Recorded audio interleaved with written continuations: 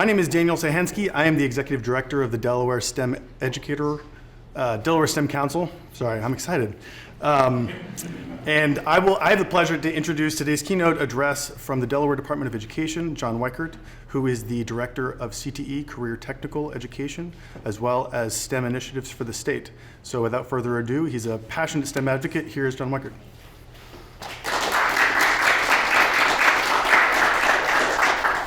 Thank you, Daniel. Thank you all for having me tonight. Very much want to recognize and express our appreciation to tonight's sponsors, to the STEM Council, our employer partners, educators, Delaware students, parents, and community members.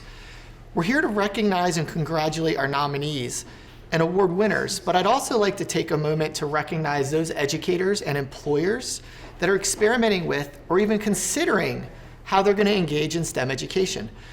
We all start somewhere, and what's really important is that we start and then we stick with that commitment. For those of you attending in person, you're here at the beautiful Buena Vista estate. And on the surface, this place is steeped in history, and that's what we all see. But when you take a minute and you look a little bit closer, you're surrounded by STEM. You have beautiful natural spaces, amazing architecture, incredible work of folks in the skilled trades, especially the construction trades. We have HVAC systems. We have chemicals, right, on the walls and the floors and the furniture around us. This is all STEM. And it's all thanks to an exceptionally skilled STEM workforce. And we often overlook how STEM permeates every aspect of our life. I think this is a great example and a great place to pause and just be mindful of what's really around us when we think about STEM. STEM is more than a set of academic and technical skills.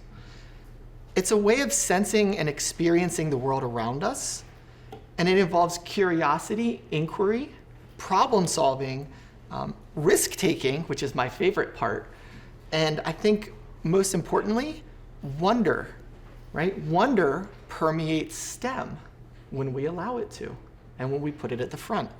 So STEM skills, when you think about it, they encompass life and workforce skills, and they're relevant in contexts and situations that are not always readily apparent to us.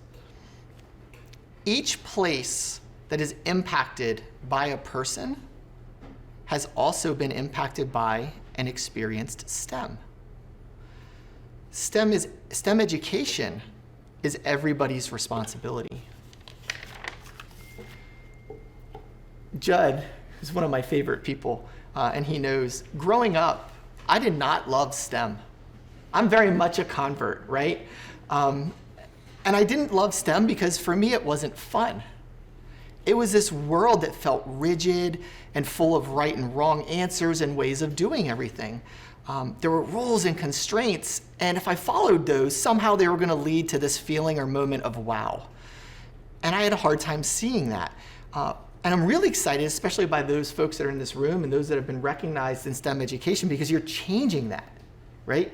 You're changing that experience.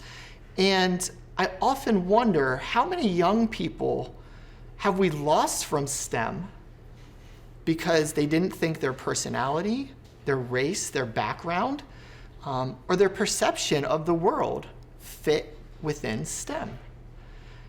And so my challenge to you is, how can we collectively approach the issue of STEM equity using STEM thinking?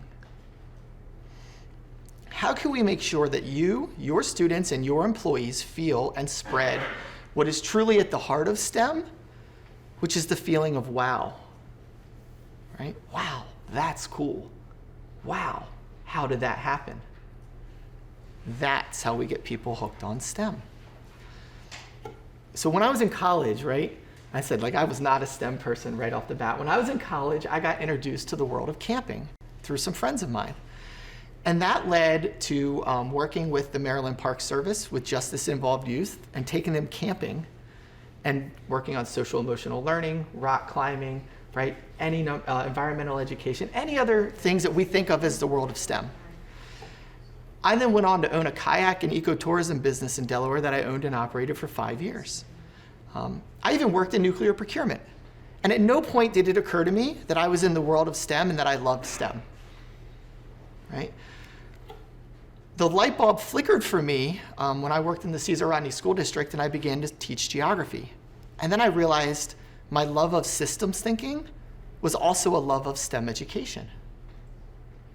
And it wasn't really until I went to work in the Delaware State Park system and I met Dr. Judd Wagner, right? Dr. Terry Quinn Gray and Randy Gushel, and this group, that I fell in love with STEM. And I saw it for what it really was and how it changes everybody's life. So our journeys are all going to be different, right? And I think that's okay. We've just all got to get to the same or a similar place. As we celebrate educators around the state, and especially those that we're going to recognize tonight, we're really looking back, right? And I was preparing my remarks, and those of you that know me, I have a 10-year-old son in 5th grade, and he loves math. Math has never been my thing. I appreciate math. I appreciate the importance of math. I want everyone to be exceptionally strong in their math skills. It is not me, so I don't know where he got this from, and I was trying to figure it out, because he loves it. And I realized when he was really little, we used to watch PBS Kids, and there's this show he loved called Odd Squad. And Odd Squad is all about these kids that are they're agents, right? In this agency or this organization, and they solve oddness using math and STEM skills, right? I mean, I'm an adult and I love this show. I still watch it. My son's doing other things and I'm like, yeah, Odd Squad's on, buddy. Like, do you want to watch Odd Squad? I don't win that every time, but when I do, I'll take it. But our favorite character, interestingly, was the medical doctor for the agency, and her name's Dr. O. And there'd always be some kind of oddness happening, something that needed to be solved. She'd step into the scene. She'd say the most ridiculous thing every single time, right? But then she'd help the agents solve the problem using STEM thinking. She'd then say her catchphrase, and there'd be this flurry of activity, right? And all these odd looks. And then the agents would, right, engage in action, and they'd go out and they implement whatever the solution is. And it occurred to me, she, like all of you, is a catalyst to others embracing and engaging in and loving the world of STEM. So in closing, congratulations, right, to all the nominees, to our award winners tonight. And thank you to our sponsors, because these things do not happen without all of us contributing what we can, when we can, in ways that matter. And in the spirit of STEM and the words of Dr. O, what's next? Thank you.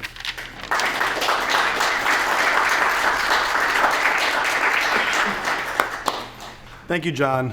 Thank you all that you do for the state and all you do for our students in Delaware.